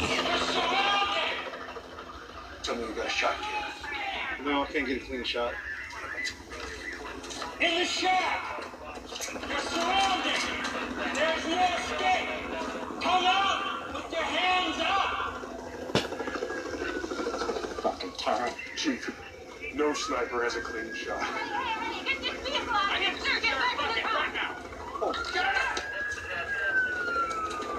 Sheriff!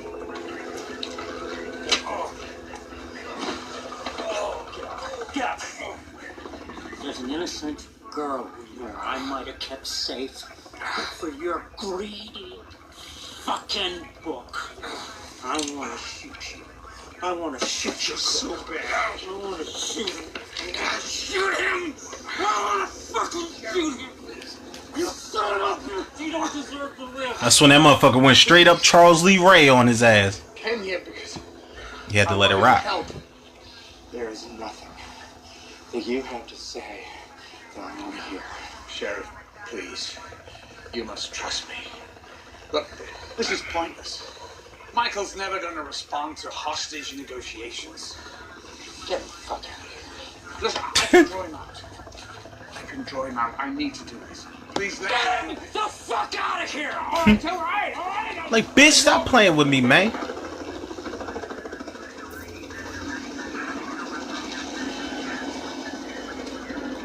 Loomis is running off like, I'm a bird! He's like, I'm a bird, I'm a plane. He's got his hands completely out.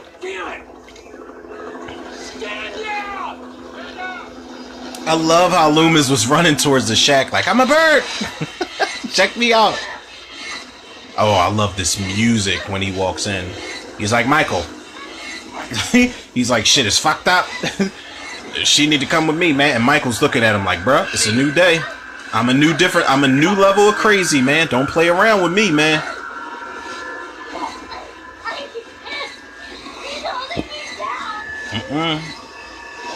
Nope. Listen to me, Laurie. There's no one holding you down. Listen to me, Laurie. Stop. Listen to me. Yep. Stop it. Stop. It's all in your mind. It's all in your mind. We are ready. Stop. And Michael looking at his mom like, he said, "Oh, word? You gave me the word, ma?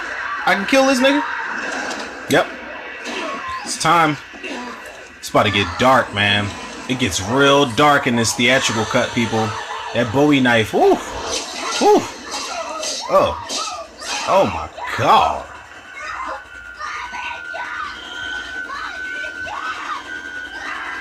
Oh shit. Oh. Oh no. Oh God. Fuck. God damn. Now, you know what? The fact that they killed Dr. Loomis in this version, I don't mind the fact that he was not going to be in Halloween 3D, the one that was supposed to be directed by Patrick Lussier and written by Todd Farmer. I don't mind that he wasn't going to be in there, because I didn't miss Malcolm McDowell.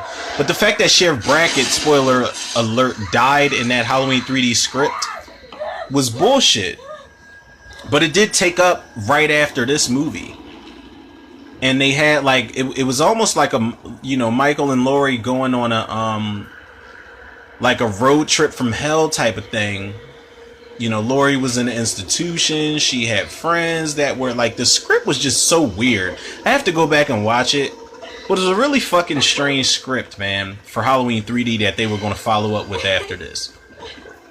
And no disrespect to Todd Farmer and Patrick Lussier, but I feel like they were not the people. Ooh, that shit stuck in his neck. She's like, oh my God, brother. Brother. I love you, brother. Brother, where'd you get this mask from? Michael looking like, you don't love me, motherfucker. He like, I should kill your ass right now, but I can't muster up the energy to do it. Ugh. I don't think Michael was going to kill her. He probably meant to give that knife to her. God damn, that's a big ass knife. Another parallel. Halloween 2 literally is the Halloween movie where Michael used the smallest knife and tool possible. That little ass scalpel throughout the entire Haddonfield Memorial Hospital massacre. This one, they said, listen, we're not using no punk ass scalpel. We gonna use the biggest knife we could find. Oh my God, she's fucking him up with it. I know I'm making all types of points, people. Hopefully they made sense. Ooh. Ooh. Stop. It's all right. No, I get it though. Cause Laurie's been through enough, man. She's been through enough, bruh. You got SWAT, local police, state troopers surrounding the place. And she about to walk out like, you know what? Fuck it. Happy Halloween, bitches. I like this ending way better than, even though it's batshit crazy, I like this ending way better than, the director's cut. The unrated director's cut. Because that's when Michael screams die and all of that other stuff, but Brackett's like, Laurie can fit that mask? The mask is damn near gray now. But Laurie, yeah, she lost her goddamn mind. This is the proper ending. She lost her motherfucking mind.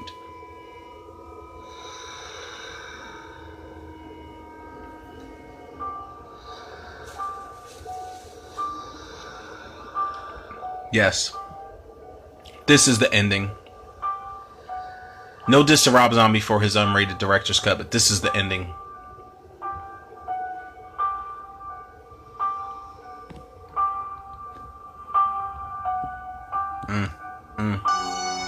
Yeah.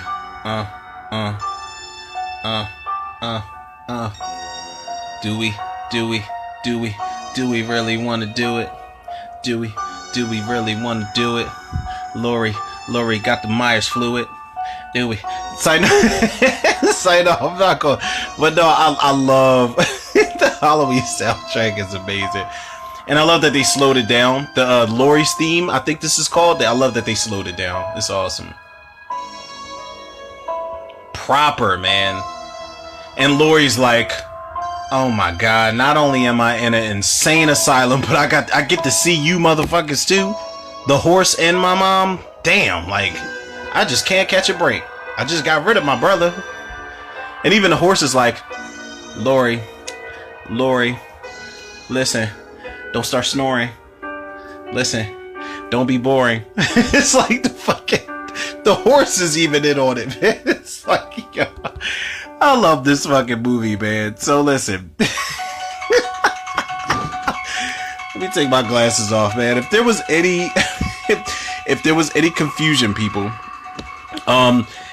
this movie is definitely in my top 5 Halloween entries of all time. If you don't believe me, there's an early episode, oh my god, one of the first episodes I did that's super cringeworthy that I did when I first started the podcast, where I'm talking about my top 5 Halloween movies. And of course, Halloween 1 is in there, Halloween 2 is in there, Halloween 4 is in there, Rob Zombie's Halloween 2, but I'm always torn between, with that 5th spot, I'm always torn between Halloween 6 and 2018. 2018 has the better writing.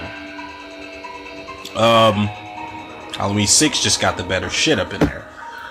And that's what it is. But, however, this movie is a 9 out of 10. What keeps it from a 10 is that, okay, Michael Myers was not the epitome of the boogeyman.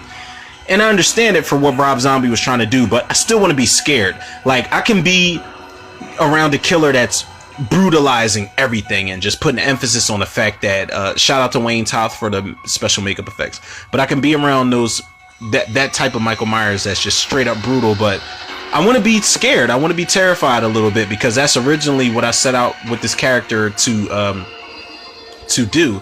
But, it's really crazy, man. And, I give it a 9 out of 10. I'm not gonna take away from that or anything like that. I don't know why the fuck, Tubi is starting Tubi starts its own shit, apparently, and they're starting I Spit on Your Grave, the 2010 remake or whatever the case it is, and I'm not doing commentary for that because I don't like rape scenes in movies and I don't want to have to sit through it. Bad enough, I think I did that with the original Rob Zombie's Halloween commentary, the 2007 commentary, which y'all can check out if y'all want to. But yeah, I'm gonna just let this rock out because this is not what I signed up for, people. Oh no, this is I Spit on Your Grave too, which was equally as bad as far as like what she did to those guys, but it was well deserved. But yeah, people, before we start jumping into other movies and all of that type of shit, y'all already know where to go, man. And if y'all don't, y'all can follow the podcast on Anchor, Spotify, iTunes, Google Podcasts, Apple Podcasts, Overcast, Pocket Cast, Breaker, Radio Public, and Podbean. Shout out to Anchor. Follow me on Facebook and Instagram, Romero Tudor. Shout out to the Facebook movie group, The Cinemaniacs, and shout out to the Facebook movie group, The Horror Virus. And last but not least, shout out to the Tudor reviewers, the listeners, the lovers, the supporters out there, man. I hope the people that are actually fans of Rob Zombie's Halloween 2 enjoyed this commentary, man, because we are definitely far and few in between, man. But I appreciate every last one of you guys that appreciate this movie as much as I do. I feel like I didn't really get a chance to geek out as much as I wanted to with this movie, but if you guys want that, as far as like me taking notes and really delving into things and, mapping things out, you guys can check out my forever defending Rob Zombie's Halloween 2 episode. Like I said, there's an episode where I talk about it. I just felt as though the need to do commentary for it today, man. But y'all already know, man, the love and support y'all show me, I show it back to y'all tenfold and then some. So with that being said, people, yours truly, Romero Tudor. Another episode of Tudor Reviews in the can. I'll check y'all on the next one.